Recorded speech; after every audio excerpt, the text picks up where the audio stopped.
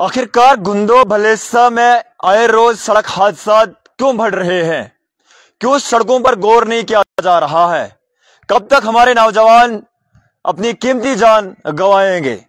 कल गुंदो भलेसा में एक बार फिर सड़क हादसा पेश आया जिसमें 7 से 8 लोग बताया जा रहा है कि जख्मी हैं और अभी भी जीएमसी डोडा में जेरे इलाज है। लेकिन आखिरकार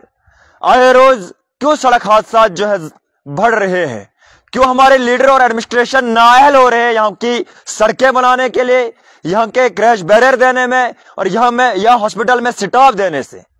आपको मैं बताएं कि कल जब सड़क हादसा पेश आया जहां पर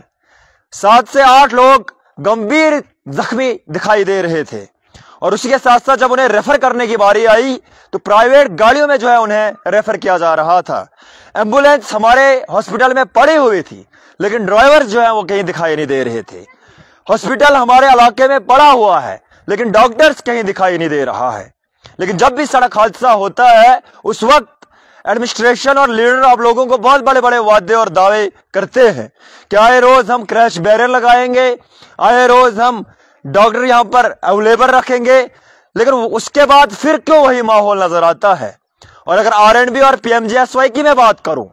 आपको बताएं कि जिस सड़क पर अभी हम मौजूद हैं, आप देख सकते हैं कि मेरे पीछे जो लोग काम कर रहे हैं 3 से 4 हजार इनकी तनख्वाहें हैं और इनसे बहुत ज्यादा ड्यूटी ली जाती है। लेकिन वहीं पर हायर अथॉरिटी की जब बात की जाए वो लोग उन्हीं सड़कों से गुजरते हैं और उन्हें यह भी मालूम है कि ये सड़कें जो है और इन सड़कों से जो है आए रोज सड़क हादसा होते हैं, लेकिन वो फिर भी वहां पर क्रैश बैरियर लगाने से कासिर है। मुझे बड़े अफसोस से कहना पड़ रहा है कि एचडीएच गुंदो भारत का एक सबसे बड़ा सब डिवीजन हॉस्पिटल है, लेकिन आज भी वहां पर प्राइवेट गाड़ियों में पेशेंट को रेफर किया जाता है। आज भी उस हॉस्पिटल में स्टाफ नहीं है और यहाँ के लीडर जो बहुत बड़े बड़े नारे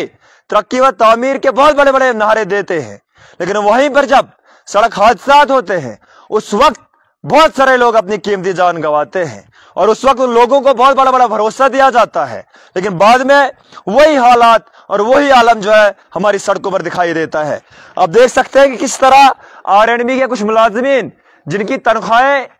5 से 6 हजार हैं, इतनी कलील तनख्वाह में ये इतना काम कर रहे हैं। लेकिन वहीं पर अगर मैं ऑफिसर्स की बात करूं जिन्होंने कभी गौर फिक्र नहीं किया इन सड़कों में क्रैश बैरियर होना जरूरी है, जिन्होंने कभी ये नहीं देखा कि रोड को मेंटेनेंस करना बहुत ज्यादा जरूरी है, आखिरकार कब तक चिनाब वैली के लोग अपनी कीमती जान गंवाएंगे? खासकर अगर मैं गुंदो भलेसा की बात करूं, पिछले 2 हफ्तों से 5 से 6 नौजवानों ने अपनी कीमती जान गंवाई और उसी के मकाम पर, और लोगों को यह भी मालूम है और एडमिनिस्ट्रेशन को यह भी मालूम है कि यह एक डेंजरस प्लेस है, यहां पर क्रैश बैरियर होना जरूरी है, लेकिन उसके बावजूद भी उन सड़कों पर जो है गौर फिक्र नहीं किया जा रहा है। मेरी पूरी उम्मीद है कि कम से कम इलाकाए चिलीपिंगल और गुंदो भलेसा में एक्स्ट्रा एम्बुलेंस रखी जाए ताकि जब भी सड़क हादसा होते हैं लोगों को जो है वो जल्द से जल्द जेरे इलाज के लिए